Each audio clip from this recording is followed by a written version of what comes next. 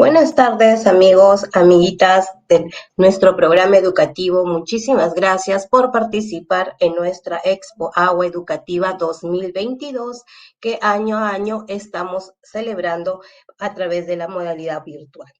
Gracias por participar con nosotros. Ahora estamos en nuestro último taller de nuestra jornada, nuestro taller de fotografía, en el cual tenemos el honor de presentar a nuestro amigo estudiante de comunicaciones de la Universidad Nacional Pedro Ruiz Gallo, Ángel David Reyes Torres, el cual es un fotógrafo profesional y diseñador gráfico, que en esta oportunidad nos va a brindar el taller de fotografía en el cual le damos la cordial bienvenida. Hola Ángel, buenas tardes, ¿cómo estás? Como ya mencionaste, me llamo Ángel Reyes. Actualmente curso el octavo ciclo en la Universidad Nacional Pedro Ruiz Gallo. Y bueno, tengo desde 2016, más o menos cuando cursaba el quinto año de secundaria, experiencia manejando una cámara, digamos, ya de manera manual, por así decirlo, de manera profesional. Y bueno, aquí estamos para compartir un poco de mi conocimiento y bueno, seguir aprendiendo también, ¿no? Y de todas maneras agradecer a SUNAS por hacerme parte de ese taller en esto, lo que es la Expo Agua Educativa de SUNAS 2022, ¿no? Contento de poder compartir con ustedes.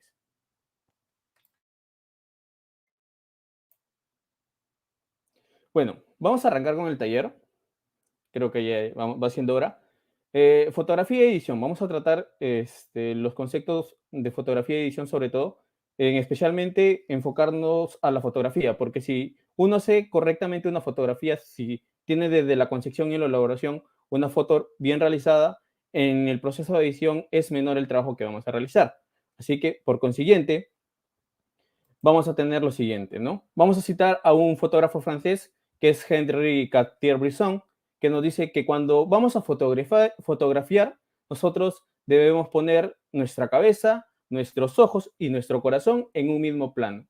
Esto básicamente también es la esencia de la comunicación en general, ¿no? Cuando uno estudia comunicación, nos dicen de que todo comunica, ¿no? Y por ende, cuando uno está dentro de la rama de la fotografía, tenemos que entender eso, ¿no? Que todo tiene una intencionalidad, inclusive cuando uno no habla, está comunicando, ¿no? En todo caso, la fotografía, desde que se inventó, teniendo en cuenta de que es prima hermana del séptimo arte del cine, esta también puede considerarse un arte, ¿no? Y es como una adaptación de la pintura, que también es otro arte a considerar. En todo caso, en todo arte siempre hay una intencionalidad y un mensaje que dejar. Por eso es que existen una gran y variedad serie de fotografías icónicas o históricas que narran, por así decirlo, una versión de los hechos o capturaron un momento preciso en la historia. Bueno, vamos a hablar de lo que en principio es una cámara fotográfica, porque creo que debemos conocer eso.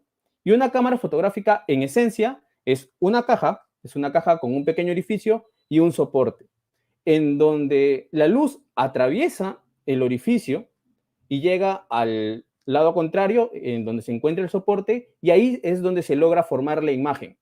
Esta última imagen, refiriéndome a la imagen, básicamente es la representación de todo lo que se puede captar a través de la luz y se encuentra al frente del orificio, ¿no?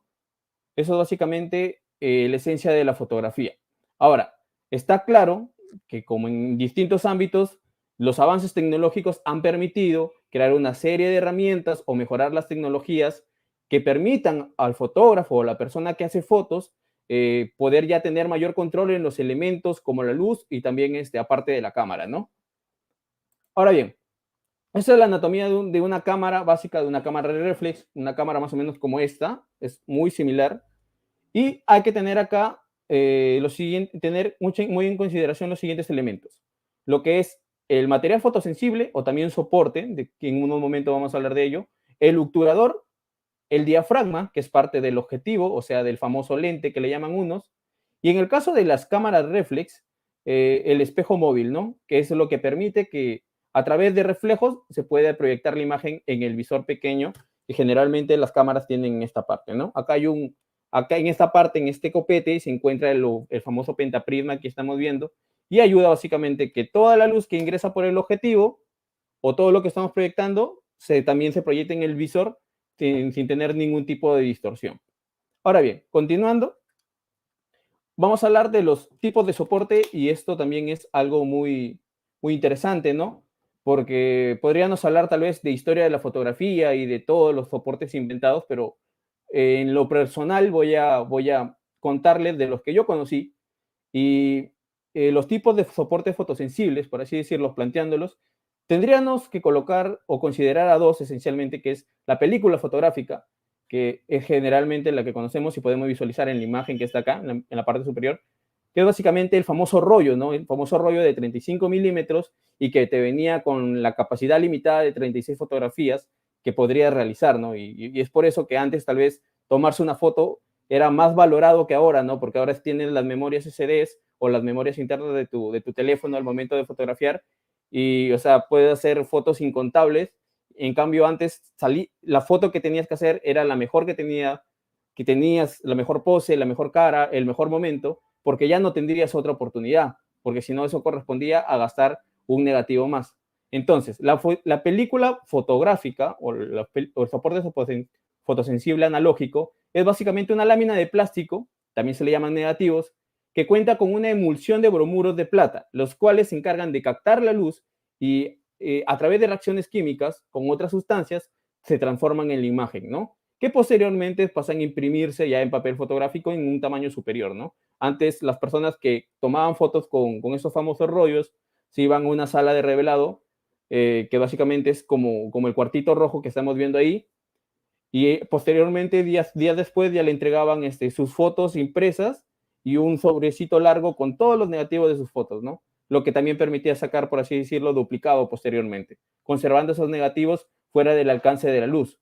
Porque si estos negativos se exponían a cualquier tipo de luz, se dañaban, ¿no? Por eso es que en la sala de revelado solo se aplicaba este foquito rojo, ya que este no tendría ningún efecto colateral sobre las películas. Y el otro soporte es el soporte que está más típico en la cámara que mostré hace rato, por ejemplo, es una cámara DSLR digital. Y básicamente nos estamos refiriendo a la parte del fondo, no sé si se logra ver. ¿Ves? No sé si se logran ver. Este cuadrito del fondo es lo que llamamos un soporte digital, ¿no? Se perdió la diapositiva. Bien, eso es lo que llamamos el soporte digital. ¿Que básicamente en qué consiste? Consiste en un chip. Efectivamente, es un chip básicamente. Es un chip con elementos fotosensibles, los cuales transforman la luz que llega al sensor en impulsos eléctricos y posteriormente pasan a un procesador, ¿no? Como en una computadora, que básicamente todos son ceros y unos. De igual manera, estos impulsos eléctricos se transforman posteriormente en la imagen que tú quieres retratar. Y como les mencioné, ya tenemos si vamos a hablar cortamente de los tipos de cámaras, tenemos las cámaras que tienen espejo, que son las cámaras reflex, como las que estoy mostrando acá, y las cámaras analógicas que mostraba en la diapositiva anterior, ¿no? La cámara de rollo. Esta cámara, por ejemplo, es una cámara analógica sin baterías ni nada, todo era totalmente manual, con una pequeña manivela para poder girarla en realidad. Y tienen el mismo principio. En este carrete de aquí se introducía el rollo y poco a poco iba surgiendo, y para hacerlo girar ni siquiera con el botón se hacía, sino con esta pequeña rueda. Esa es una cámara casera en realidad de nivel analógico. Ahora bien, continuamos con la exposición. Bueno, con la presentación vamos a hablar de la exposición, que es el elemento clave de toda fotografía, ¿no?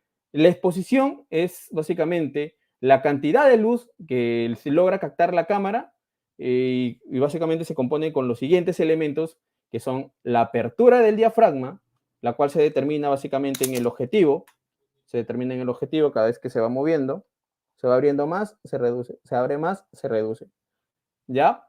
La velocidad de obturación, que básicamente es cuánto tiempo se abre la cortinilla de la cámara para ingresar la luz, y la capacidad de sensor que tiene el sensor para captar la luz, que se denomina ISO. Aquí, para la fotografía hay que tener en cuenta lo siguiente, ¿no?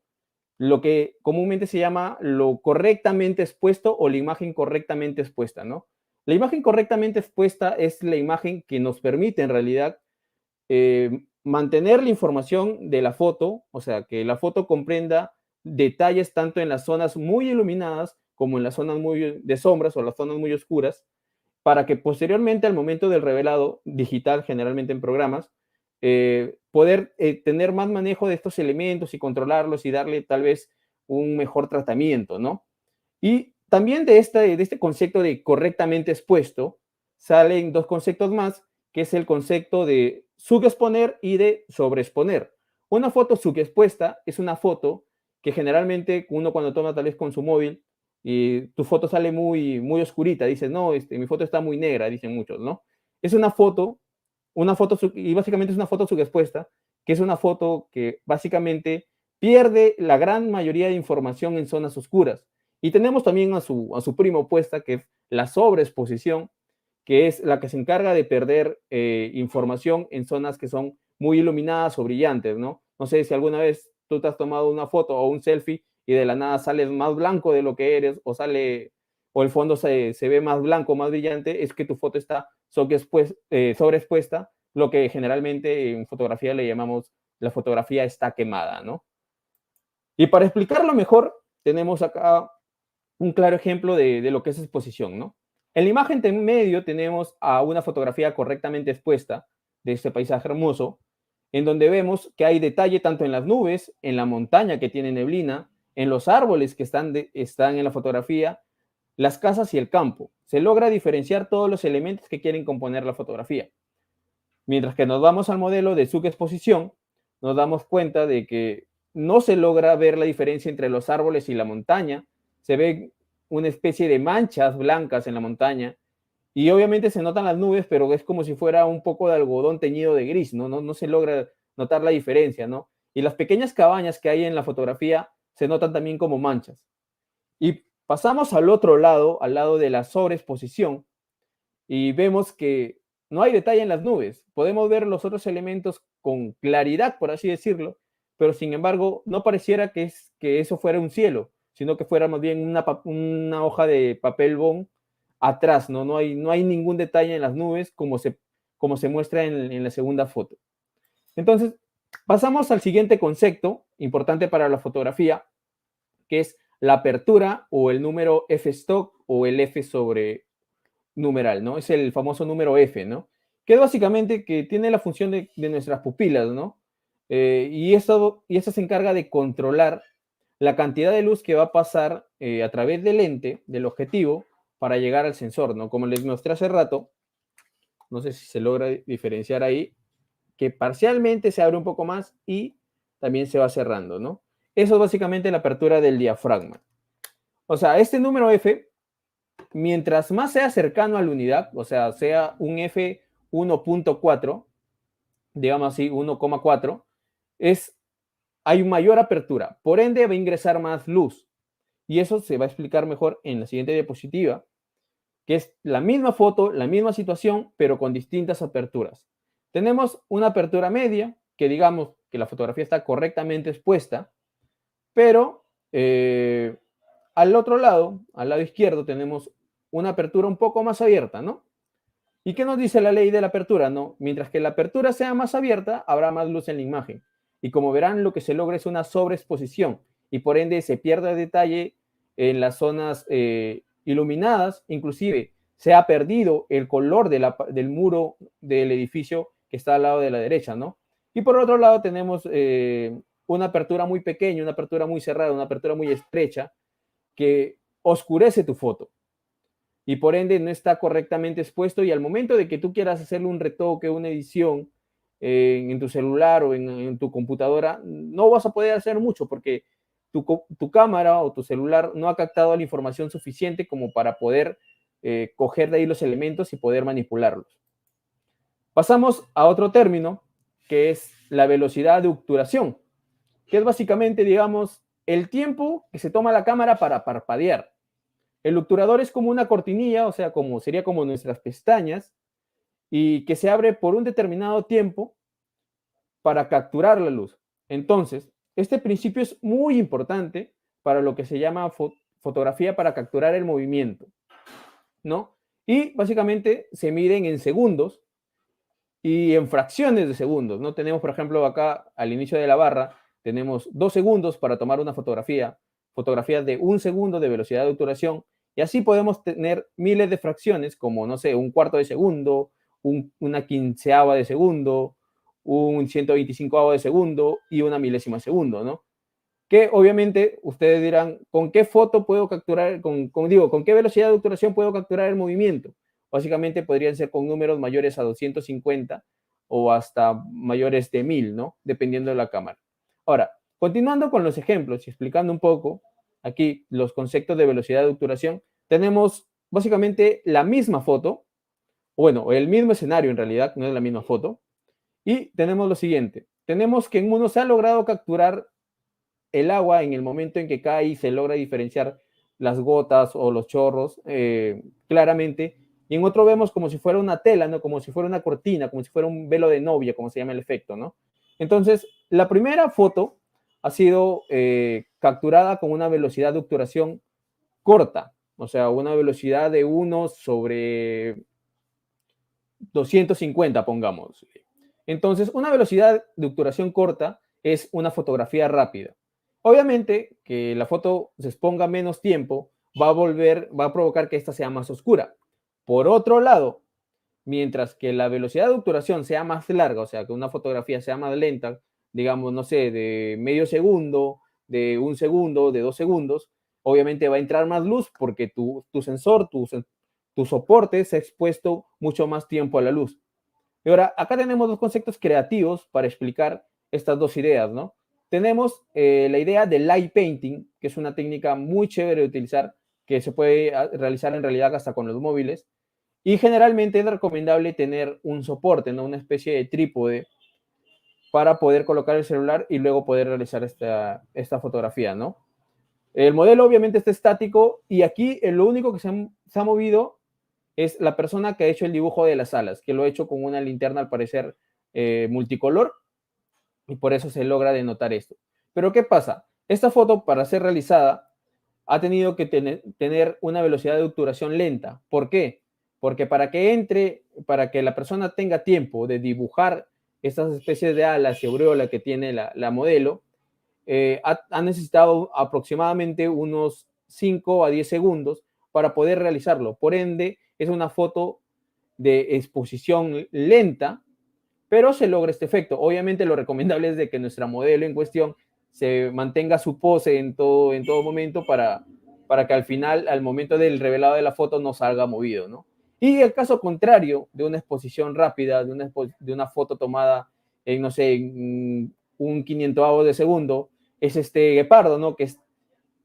Cuya foto ha sido tomada en el preciso momento en el que está saltando en busca de una presa, e inclusive se logra ver claramente cómo se desprende la tierra del suelo y está capturado también en ese momento.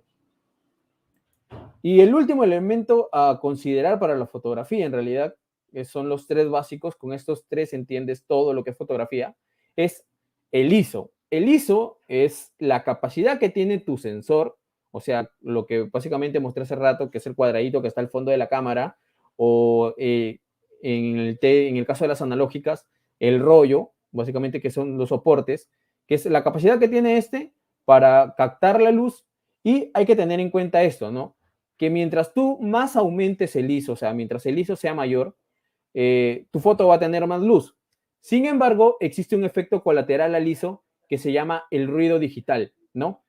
Que a la vez que va aumentando, digamos, afecta mucho a la calidad de la imagen y hace que esta sufra de este famoso ruido digital, que en esta imagen se va a ver claro y se va a explicar mejor, ¿no? Tenemos las cámaras por defectos, en realidad, los celulares y todo, vienen con un ISO base de 100, ISO 100. El ISO 100 es el ISO base. Sin embargo, bueno, hay una cámara Sigma nomás que tiene ISO 50, pero es la excepción, digamos, a la regla. Pero por ende, las cámaras vienen y lo recomendable siempre es trabajar con el ISO 100. ¿Por qué? Porque esta foto ha sido tomada en el mismo escenario, obviamente no es la misma foto, pero tiene la misma composición, pero tiene una variación en el ISO. Y esta variación en el ISO, que bien nos dicen, mientras que el ISO sea mayor, la foto tiene más luz, como es notorio en este lado, donde dice ISO 3200, pero sin embargo, tiene un montón de puntitos. Esos puntitos es el ruido digital. ¿Y qué pasa con el ruido digital? El ruido digital hace perder mucha calidad a tu foto. Se ve, digamos así, feíta, ¿no?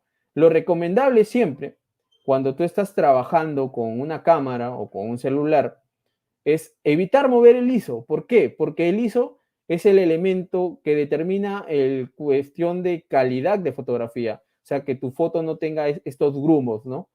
Como verán, por ejemplo, en ISO 800 ya se comienza a sentir este granulado y en ISO 1600 también es más notorio, así.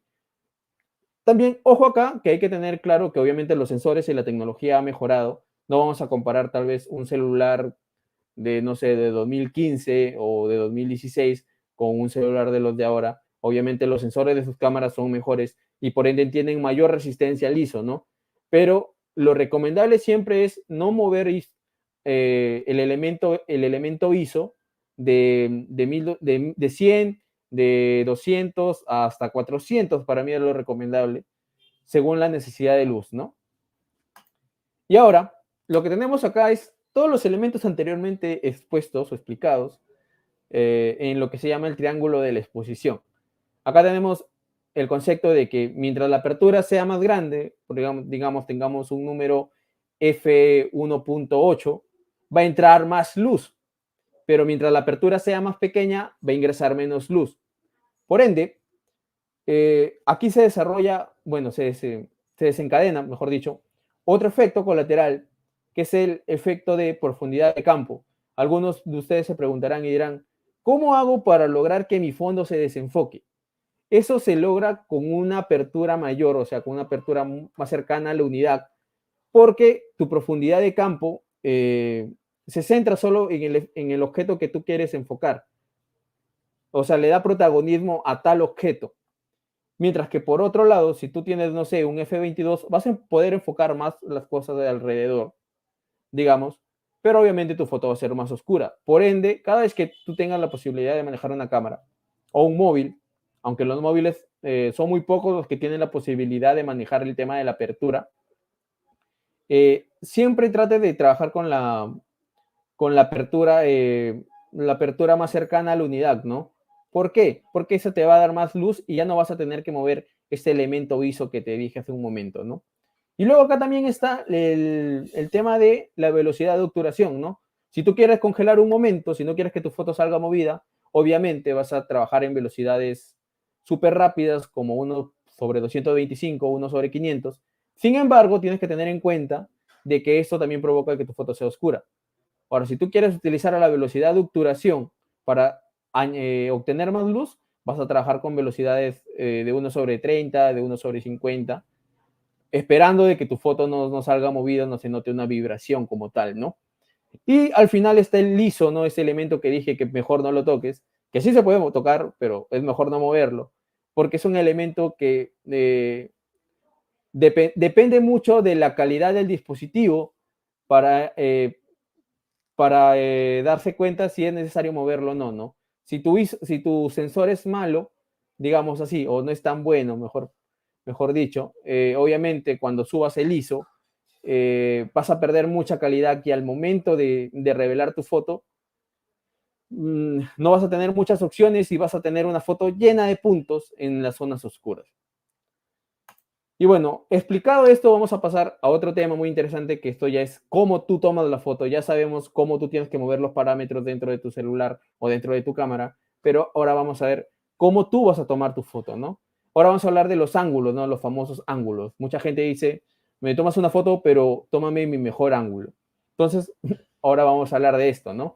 El ángulo básicamente tiene la capacidad de cambiar la percepción o la intencionalidad que tiene la fotografía y en realidad genera distintos enfoques a lo que normalmente se suele percibir en una fotografía, ¿no? Los principales ángulos que tenemos es el ángulo normal, el ángulo picado, el ángulo cenital, el ángulo nadir y el ángulo aberrante. Aquí es una representación general de todos los ángulos en general. Está el cenital, como verán, más o menos como para que se vayan ubicando. Y ahora vamos a hablar, ¿no? Del primer ángulo, el ángulo normal. En el ángulo normal, la cámara se sitúa al nivel del objeto que se pretende captar. Básicamente, este otorga una apariencia natural y da una sensación de estabilidad, o sea, porque todos estamos ahí, estamos tranquilos, estamos todos al mismo nivel. Y básicamente, como les digo, trata de reflejar lo que el ojo humano puede captar, ¿no? O puede percibir de las cosas. Por ejemplo, en el caso de que tú quieras retratar, no sé, cómo percibe un perrito o un niño, obviamente vas a tener que bajar la cámara un poco, ¿no? No sé si ustedes han dado cuenta cuando quieres fotografiar una mascota y quieres fotografiarlo así a la misma altura, tienes que agacharte en todo caso. También tú tienes que adaptarte a lo que tú quieres, al elemento que quieres fotografiar en un ángulo normal, porque también existe lo que se llama el ángulo picado. Esta es una foto que la tomé en la universidad cuando estaba en construcción. Esta foto la tomé con un celular, con un Motorola y también la edité en el Motorola. Y es una foto que se toma desde arriba hacia abajo. Acá está el elemento, digamos, esta mano es mi elemento y acá está la cámara. Se toma así. Y generalmente se utiliza para paisajes. En este caso, obviamente, no es un paisaje tan agradable, en realidad es una construcción, pero me sirve para darle protagonismo a lo que está abajo, básicamente, que es la construcción, y difuminar el fondo del paisaje, ¿no? Que en este caso serían las casas vecinas. Bueno, en el caso de los retratos hay un tema acá, porque este tipo de ángulo, el ángulo picado, nos sirve para dar una sensación de inferioridad o de vulnerabilidad, ¿no? Vulnerabilidad, disculpen. Y para citar esto, pues un claro ejemplo, creo que todos tenemos en la cabeza el fotograma de la película de Shrek, en donde el gato con botas se saca el sombrero y comienza a hacer los ojotes. Y obviamente, al momento de haber dibujado esa escena, están utilizando un ángulo contrapicado para darle esa especie de vulnerabilidad que quiere transmitir el gato con botas en ese momento. Sin embargo, ya saben el desenlace, que al final el gato termina luchando con todos los soldados, pero en ese momento quieren mostrar que el gato es vulnerable ante los soldados. Continuando con la exposición, al momento de fotografiar niños o animales y objetos pequeños es muy indicado utilizar este ángulo picado, ¿no? Ahora tenemos el ángulo contrapicado, que es el primo opuesto de este ángulo picado, ¿no? Que es básicamente, la cámara ya no se toma de arriba hacia abajo, el elemento, sino de abajo hacia arriba. Este ángulo sirve visualmente para agrandar a las cosas o para darle una posición de dominio o de mayor importancia, ¿no? Es muy empleado en el tema de fotografía arquitectónica, ¿no? Para el tema de los edificios, para ver lo magnánimo del edificio, por así decirlo. Y también en retrato, cuando también tiene esta intención de agrandar o enaltecer a la persona, ¿no? Y el otro ángulo que tenemos aquí para mostrar es el ángulo cenital, que básicamente la cámara se sitúa por encima del elemento y logra capturar la foto. Esta foto es en Puerto Eten, es una foto tomada de un pescador y la posición de la cámara está perpendicular al suelo y brinda una vista muy particular, ¿no? En el caso de la fotografía de retrato, como esta, puede llegar a distorsionar un poco el cuerpo de la persona, ¿no? Porque se ve más pequeña de lo que realmente es al estar tomada la fotografía básicamente desde arriba de donde está esa persona, ¿no? Y otro ángulo adicional que podemos tener es el primo opuesto también del cenital, es el ángulo nadir, que es un ángulo que se toma por debajo del sujeto. Es un ángulo que muy pocas veces se utiliza en la fotografía. Yo también lo he empleado muy pocas veces. Creo que tengo contadas las fotos en las cuales he empleado este ángulo. Pero básicamente, generalmente obliga a que el centro de tu composición o el eje de protagonismo de tu foto siempre esté en el centro. En este caso son dos farolas y un horizonte invertido, por así decirlo, ¿no? Sobre las nubes del cielo de Ferreñafe, en realidad. Es una foto que la tomé en blanco y negro por seguir la corriente del primer fotógrafo que cité en la exposición, que es ese Cartier-Bresson. Y por último tenemos el ángulo aberrante, es el ángulo que generalmente, involuntariamente, quizás todos hemos hecho al momento de que nos hemos tomado tal vez una foto frente al espejo y hemos inclinado un poco el celular, pero es el ángulo aberrante o el ángulo holandés que requiere de una inclinación, no importa los grados, sean 45, sean 30 grados, pero es una foto que generalmente transmite inestabilidad, pero que sin embargo, si esta se logra combinar, digamos así, con líneas inclinadas, no sé, con la baranda de una escalera o demás elementos, logra capturar un equilibrio visual dentro de la fotografía. En este caso es una persona jugando con su perrito, que obviamente la playa está en aproximadamente 45 grados, pero, o sea, da la sensación de como que se pudieran caer, pero no se caen. Y es básicamente esta inestabilidad del que nos habla el famoso ángulo aberrante. Continuando con la exposición, esto es algo más rápido de tocar, es básicamente los planos. Y los planos es un concepto muy conectado al cine, ¿no? Como mencioné al inicio, la fotografía es el primo hermano del cine, por ende también es un arte, ¿no? Y en el cine, para contar las historias, se utilizan planos tanto abiertos como cerrados, que ofrecen la creación de distintos mensajes, incluso tienen la capacidad de transmitir distintas emociones, ¿no? Este concepto, como les digo, se relaciona mucho a la fotografía de retrato o cuando quieres fotografiar a un personaje en esencia, ¿no? Para esto, tenemos acá el ejemplo de la chica.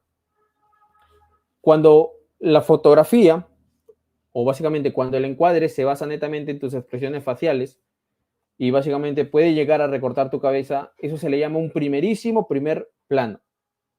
Y eso generalmente es para resaltar tal vez la estética facial de una persona. Luego tenemos al famoso primer plano, que básicamente se realiza desde esta altura. Arriba un poco de cielo también para que no quede vacío. Y también es con la misma intención, pero no hay tanto detalle, digamos así, ¿no? Luego tenemos el plano medio corto, que se hace desde la altura del pecho. Generalmente esas fotos son como para carnet, para DNI.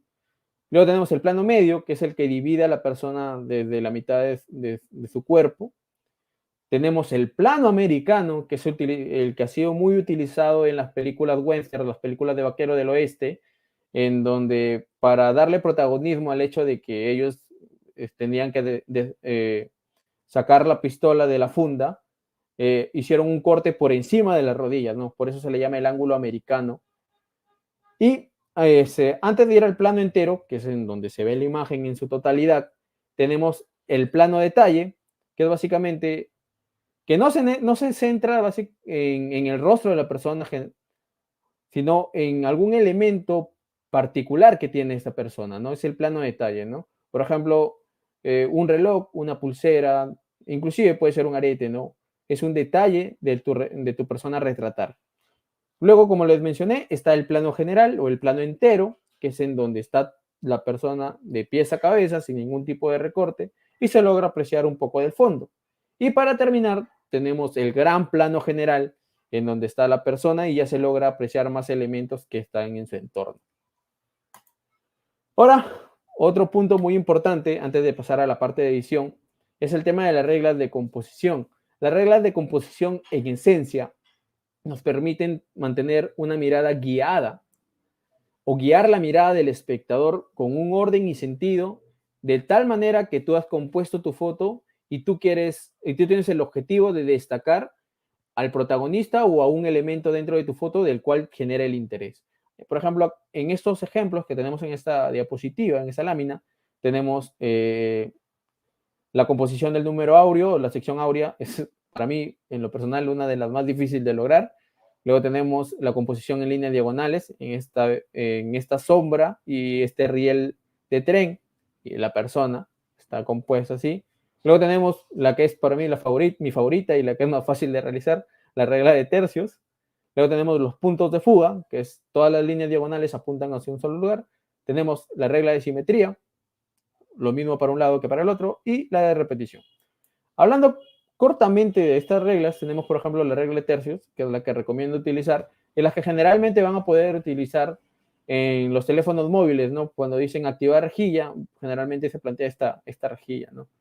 ¿Y qué nos dice la regla de tercios? La regla de tercios nos ayuda a componer las cosas y busca de que nuestro elemento más importante o nuestro elemento a resaltar estén entre los puntos de intersección de estas líneas. En este caso, la niña corriendo está cumpliendo la regla de tercios en el punto inferior de la derecha, ¿no? Sin embargo, en esta regla de tercios también se puede aplicar la regla de las líneas horizontales. Como verán, el horizonte en el cual se divide el mar con el cielo está correctamente alineado con la línea superior horizontal, ¿no? Es un punto adicional que también nos permite tal vez la composición en cuestiones de regla de tercios. Y la foto de al lado es un claro ejemplo también de regla de tercios. En este caso, nuestro protagonista, que es un diente de león, está situado en el punto de intersección superior de la izquierda. Otra regla de tercios son las famosas líneas dominantes, que suelen ser curvas o rectas. Esta foto, por ejemplo, fue tomado en Pimentel. Y dirige tu mirada a que comiences viendo los caballitos de Totoro y sin embargo tus ojos van hasta la punta del muelle y ya luego te das cuenta del resto de elementos que están en la playa. Pero lo que centran es eso, no te dirigen la mirada en esta curva. Y posteriormente tenemos esta fotografía del Paseo de Ortuque hace unos muchos años, que básicamente la fotografía parte desde la esquina inferior derecha y te hace direccionar la mirada a través de la soga en donde encuentras la mano de este personaje y las expresiones como tal de él, ¿no? Está dirigiendo tu mirada a través de una línea recta diagonal. Luego tenemos los famosos puntos de fuga. Generalmente esto se utiliza para tomar fotografía, digamos así, arquitectónica a calles que resultan bonitas. Estas fotos ambas fueron realizadas en Cajamarca. Uno es la plaza y otro es una calle de Cajamarca. Y siempre apuntando hacia el centro, ¿no? El punto de fuga generalmente tiene su objetivo principal en el centro y también trata de darle importancia al camino visual que tú le das al visualizar la foto a los elementos que están dentro de esta, ¿no? Tenemos la famosa foto de ojo dominante, es la fotografía que le da protagonismo a la mirada de un personaje. En este caso, por ejemplo, el primer ejemplo es un retrato con un sistema de luces, bueno, un esquema de luces que bloquean un ojo, pero sin embargo todavía permiten la existencia de iluminación en el otro, el cual se encuentra en el centro de la fotografía. Y en la otra, de igual manera, quizás no está tan al centro, pero también está tomada con esa regla de ojo dominante, ¿no? Tenemos la regla de marcos y ventanas naturales, ¿no? Esa es una regla que todos podemos aprovechar en casa, básicamente teniendo una ventana o teniendo inclusive tu puerta, inclusive debajo de una mesa.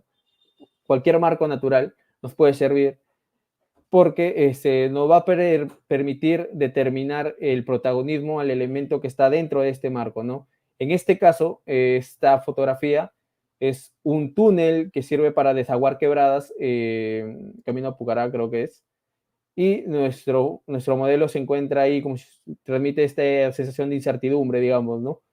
Y estos anillos que tienen este tubo nos van diciendo de que nuestro centro de atención en la fotografía está básicamente en medio de esta.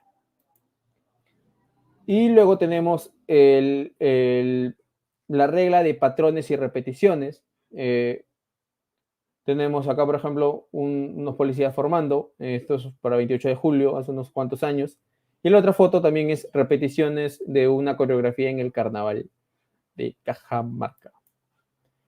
Última regla a mostrar, que es una de las reglas más simples y claras que podemos ejemplificar, es la regla de simetría, ¿no? Esta foto también fue tomada en el Paseo de Ortuque en Chiclayo, de una estatua que nos permite aplicar esta regla correctamente, ¿no? Una estatua que es equitativa para ambos lados. Y por el otro lado tenemos una fotorretrato. Este personaje soy yo, hace unos cuantos años. Y bueno, en una alameda, en una carretera, pude tomarme la foto, está casi al centro. No es simétricamente perfecto, pero es lo más cercano a la simetría con respecto a la alameda que se encuentra en el fondo, ¿no? Ahora, ya entrando a la última parte de la exposición y entendiendo los conceptos anteriores, vamos a distinguir tres definiciones o tres concepciones que se tienen acerca de el revelado de las fotos, ¿no? O qué se hace después de tomar una foto. Tú tienes tu foto bien encuadrada, con los ángulos correctos, correctamente expuesta y demás. Sin embargo, hay términos que se confunden como edición, retoque y manipulación, ¿no? Muchos dicen voy a editar mi foto, unos dicen voy a retocar foto, y son palabras que inclusive los profesionales de la comunicación también confunden, ¿no? Porque la edición consiste en la aplicación de los ajustes más básicos que tiene una fotografía al momento del revelado digital. ¿Con esto a qué me refiero? Que tú pasas a tu editor, sea en el móvil o sea en un programa de computadora, tú pasas al editor y comienzas a corregir, no sé, un tema de exposición, un tema de balance de blancos, un tema de sombras, de luces, de intensidad, de saturación, de tono, de nitidez. Todos esos elementos que corriges básicamente es netamente solo editar, porque tu foto está quedando esencialmente en lo que tú capturaste, solo estás retocando alguna cuestión de valores de luz. Por otro lado, el retoque fotográfico es otro concepto que hace referencia a que se extraen de la fotografía misma, se extraen, digamos, las mejores partes, ¿no? De la fotografía para colocarlas en partes que tú deseas corregir, ¿no? Esto pasa generalmente cuando haces fotografía de retrato y no sé, lamentablemente tu modelo ese día, no sé, le salió una mancha o le salió un granito en la cara y tú quieres corregir, ¿no? Y no te diste cuenta antes de maquillarlo, pero quieres corregirlo. Entonces tú vas al programa y a través de herramientas como parche o de tampoco o de clonar, logras corregir eso, ¿no? Y eso básicamente retoque, ¿no? Eliminar manchitas, eliminar, no sé, marquitas pequeñas, pero como les digo, ¿no? Se insertan cosas que son propios de la fotografía, ¿no? No se recurren a filtros o a elementos ajenos a esta. Y luego tenemos la manipulación general o el famoso fotomontaje, ¿no? Ya que consiste en añadir elementos que son eh, extraños o que no son propios de esta fotografía, no sé, digamos que yo me tomo una foto y me quiero añadir, no sé, el cabello rubio, que no lo tengo obviamente, ya eso sería fotomontaje, ¿no? Ahora, posteriormente vamos a hablar de programas de edición. En lo personal yo trabajo con estos tres, los dos primeros lo utilizo en computadora y el último lo utilizo en lo que es mi móvil, ¿no? Eh, El Adobe Photoshop creo que es conocido por muchos, ¿no? Todos dicen, cuando quieras corregir una foto, photoshopéame, ¿no? O corrígemelo en Photoshop. Pero en realidad el Adobe Photoshop es una herramienta, digamos que más para edición es para manipulación de la fotografía, ¿no? Para hacer fotomontajes y demás cosas. Por eso, la empresa Adobe tiene un programa que está más centrado en el tema de la edición, o sea, de mover parámetros básicos de la fotografía, que es el primo del Adobe que se llama el Adobe Lightroom, ¿no? Que es mucho más recomendable. También hay versión para móvil, lo pueden descargar. Y luego está el Snapseed, que es un programa un poco menos pesado que el Adobe Lightroom, pero es una aplicación para móviles muy útil que nos permite editar las fotos desde nuestros propios móviles, ¿no? Generalmente cuando hago fotos con mi móvil, suelo hacerlo en Snapseed porque me permite gran facilidad, ¿no? Y bueno, acá pequeñamente podemos, digamos así, compartir lo que es el interfaz, ¿no? El interfaz del Snapseed. Y tenemos que cuando tú abres una foto con Snapseed, vienen los famosos diseños, ¿no? O que nosotros en fotografía le llamamos presets, o básicamente los famosos filtros, que ya te determinan una edición parametrada, ¿no? Según el concepto de diseño de filtro que tú deseas aplicar. Pero si tú no quieres hacer eso, también viene con tu serie de herramientas en donde puedes aplicarlas, hacer edición, o sea, lo básico, corregir luz, más herramientas de distorsión o algunas otras herramientas que te permiten aplicar filtros según la intencionalidad que tú veas en tu foto. Aprovechando estos últimos minutos, vamos a hacer una edición rápida de una fotografía. Y bueno, vamos a compartir la pantalla. Vamos a compartir la pantalla para hacer una edición rápida de una fotografía. Me gustaría hacerlo en Snapseed, pero no logré encontrar la versión para PC, así que lo vamos a hacer en Adobe Lightroom.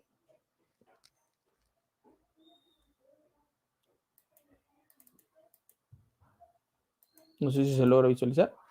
Bien. Vamos con esta fotografía. Es muy peculiar. Esta fotografía. Vamos a hacer partiendo de que mover los parámetros básicos de la fotografía para que quede mejor. Esta fotografía, si ustedes dicen en qué regla ha sido compuesta, es una fotografía compuesta en regla de tercios, donde la cabeza del ave se ha priorizado que quede en el punto vertical del lado izquierdo, ¿no? Ya. Eso con respecto a composición. La exposición es lo mejor que en realidad lo mejor que se pudo hacer por un tema de que cada vez que tú fotografías animales tienes que tener en cuenta de que los animales no suelen entender que tienen que quedarse quietos para la foto, así que tienes que tomar la foto lo más rápido posible. Entonces, vamos a hacer algo. Por ejemplo, quiero recuperar, no sé, valores en el cielo que está al fondo, ¿no? Que se ve blanco. Entonces, vamos a comenzar a jugar con el contraste. A mayor contraste, obviamente, la diferencia entre colores, entre luces y sombras va a ser mayor. Y sin embargo, vamos a añadirle, comencemos, por ejemplo, con ver el tema de la temperatura de la foto.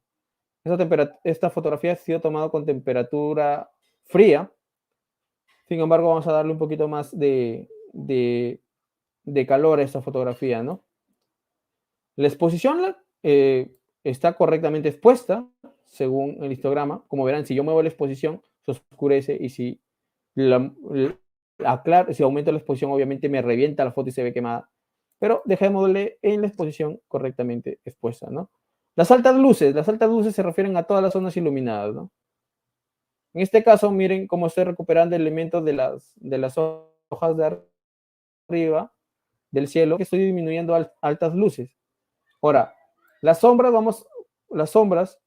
podemos darle más intensidad a las sombras, pero vamos a darle un poquito más de luz a las sombras. ¿Por qué? Porque al reducir las altas luces también hemos afectado a las sombras.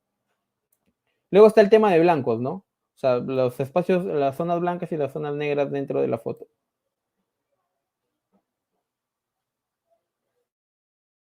Aquí estamos tratando de corregir quiero recuperar un poco el cielo, así que vamos a reducir un poco los blancos para tratar de tener en el fondo al menos una mínima noción, ya que el ave está correctamente expuesta. Y los negros vamos a quitarle también un poco de protagonismo para que no se vea afectado, ¿no?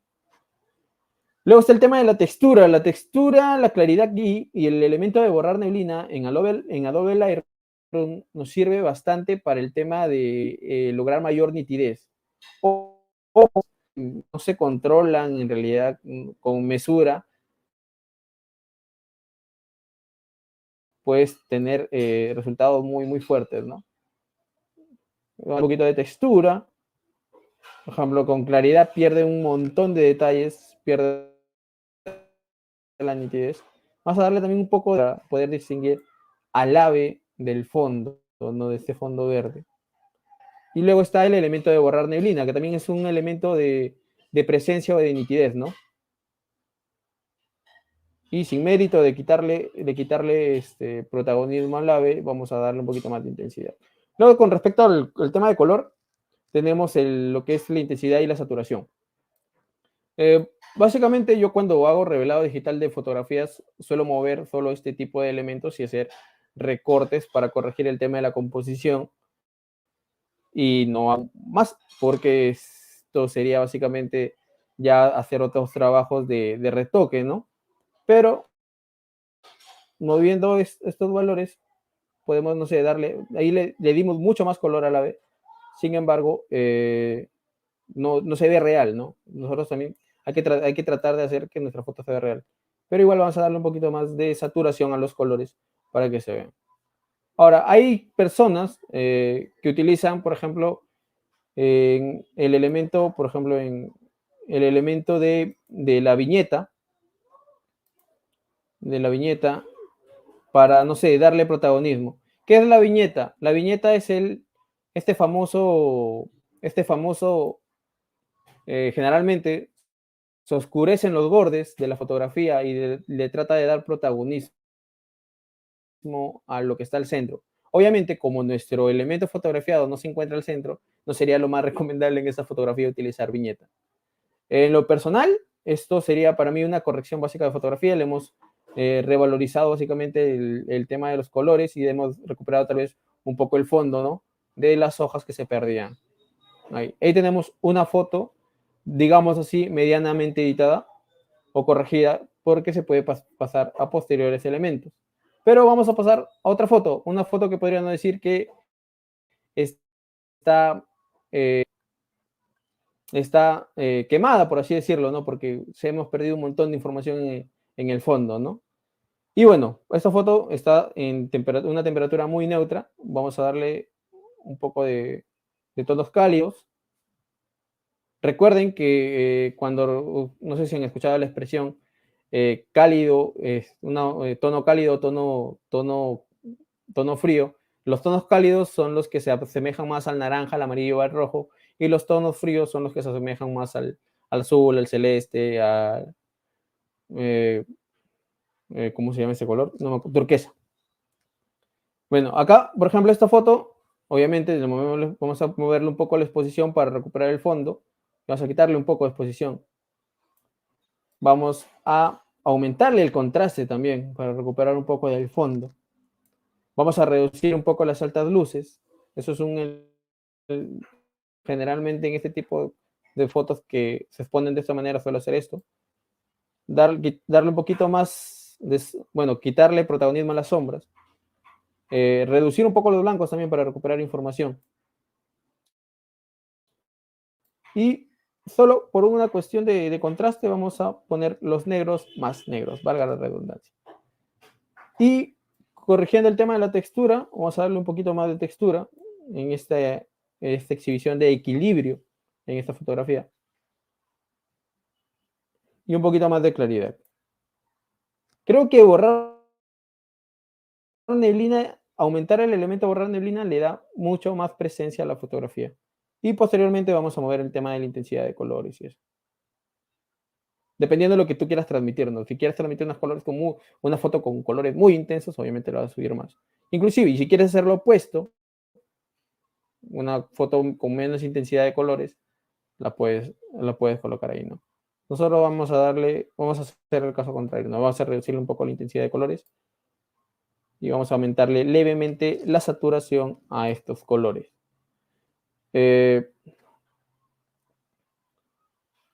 A ver, ya tenemos eso. A ver qué más podemos checar aquí. El matiz es otro elemento que podemos mover. Va a darle más presencia a los tonos rosas, ¿no? Pero vamos a corregir. Creo que hasta ahí estaría bien. Hemos recuperado bastante información del fondo. Ya tenemos. Y nuestro protagonista sigue teniendo la misma presencia del principio, pero ya se nota un poco más el detalle en el tema de la fotografía. Y bueno, así haciendo retoques rápidos. Y para cerrar, vamos a hacer esta fotografía. Es una fotografía urbana, algo rápido. Vamos brevemente a la foto es tomada en la ciudad de Tacabamba. Vamos a darle vamos a quitarle un poco de contraste para poder tener luces. Las altas luces vamos a disminuirlas, los blancos también. Las sombras vamos a subirlas para no perder información ahí, y los negros también, ¿no? Y posteriormente vamos a darle un poco de textura, ¿no? Para darle presencia también al personaje en cuestión. Y hemos recuperado un poco, variarlo un poco para darle un poquito más. Toma en día nublado, por eso no, como tal no tiene. Y digamos así, para reencuadrar y colocar en el centro, vamos a hacer que el caballo con el señor se encuentre en medio de la fotografía. Y ya tenemos una fotografía que ya está mejor corregida en tema de detalles y efectos, ¿no? Esto con respecto a temas de edición, ¿no? Edición, solo el tema de edición. Retoque es un concepto mucho más elaborado y más trabajoso de realizar.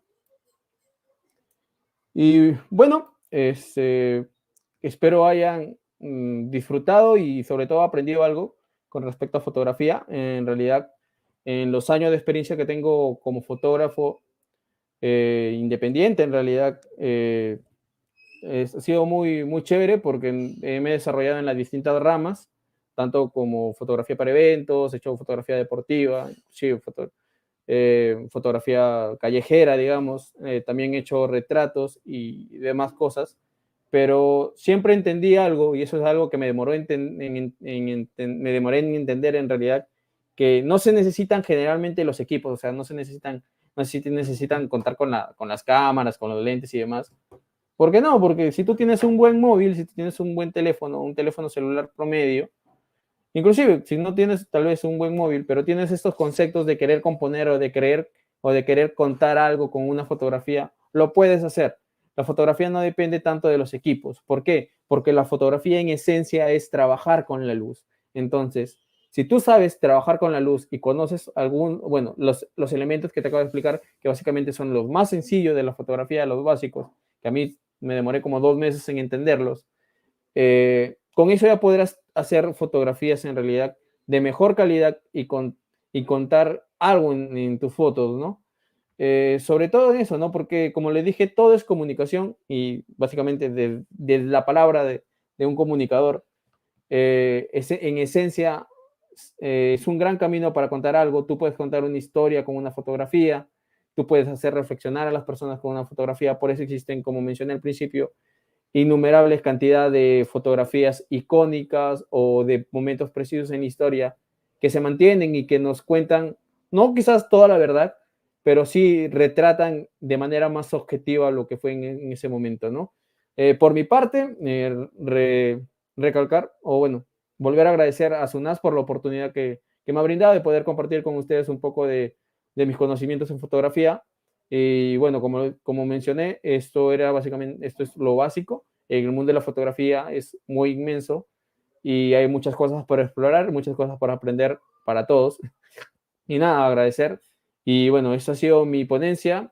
Soy Ángel Reyes, soy estudiante de comunicación y creo que nos estaremos viendo en alguna otra oportunidad, tal vez para compartir otro tipo de taller, ¿no? Pues dependiendo si Sunas me vuelve a llamar. Ojalá sea así. Agradezco desde aquí, Ferreña. Muchas gracias. Muchas gracias, Ángel. Muy buena tu ponencia, con unos tips importantes sobre la fotografía que nos has contado, desde la historia hasta los aplicativos que podemos utilizar en nuestros móviles y poder retratar esa imagen que queremos expresar. No sé si alguno de nuestros participantes tiene alguna consulta, algo que nos pueda decir para que Ángel le pueda resolver alguna duda que tenga. Sí, sean bienvenidos. Estamos aquí para hacer feedback. Sí. Bueno, creo que nuestros estudiantes están a la expectativa de ya conocer nuestros próximos ganadores, entonces están un poco nerviosos. Bueno, no habiendo ninguna consulta del caso, Ángel, muchísimas gracias desde SUNAS Lambayeque, del programa educativo, y esperamos contar contigo en la próxima edición del Expo Agua Educativa de SUNAS. Muchas gracias, Ya Ángel, estaremos, ya a estaremos. todos y Gracias a a todos ustedes. Cuídense presentes. todos y suerte a los ganadores. Cuídense, buenas tardes.